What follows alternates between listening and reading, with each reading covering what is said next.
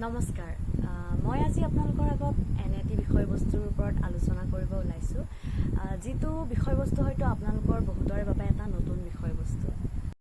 বিষয়বস্তুটো হৈছে access consciousness বাৰ্ছ access বাৰ্ছ হৈছে এনে এটা এনাৰ্জি হিলিং মডেলিটি বা আমি মাইণ্ড থেৰাপি বুলিও ক'ব পাৰোঁ যাৰ সহায়ত আমি আমাৰ মনটোক আৰু সবল কৰি তুলিব পাৰোঁ আৰু লগতে বহুতো ক্ষেত্ৰত আমি নিজকে আগবঢ়াই নিব পাৰোঁ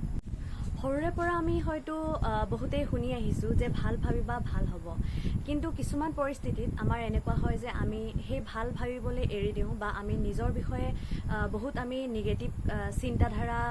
আনি লওঁ নিজে মনত বা আমি নিজকে জাজমেণ্ট কৰিব লওঁ বা আমাৰ নিজৰ প্ৰতি কিছুমান সীমিত চিন্তাধাৰাত আমি আবদ্ধ হৈ থাকোঁ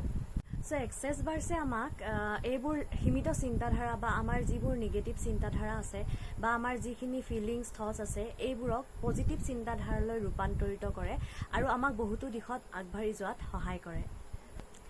এক্সেছ বাৰ্ছে আমাৰ মনোবল বৃদ্ধি কৰাৰ লগতে আমাৰ যিবোৰ মানসিক বেমাৰ যেনে ডিপ্ৰেশ্যন এনজাইটি ইনচমিয়া আদি এইবোৰৰ পৰা আমাক সকাহ দিব পাৰে এক্সেছ বাৰ্ছত এনে কিছুমান টুলছ বা ষ্টেটমেণ্ট আছে যিবোৰে আমাক আমাৰ জীৱনত অহা বহুতো পৰিস্থিতিত এটা সঠিক পথ নিৰ্ধাৰণ কৰাত সহায় কৰে এইবোৰৰ উপৰিও এক্সেছ বাৰ্ছে আমাৰ সৃষ্টিশীল মনটোক আৰু সৃষ্টিশীল কৰি তোলে লগতে আমাৰ ধন উপাৰ্জনৰ বহুতো পথ মুকলি কৰি দিয়াত সহায় কৰে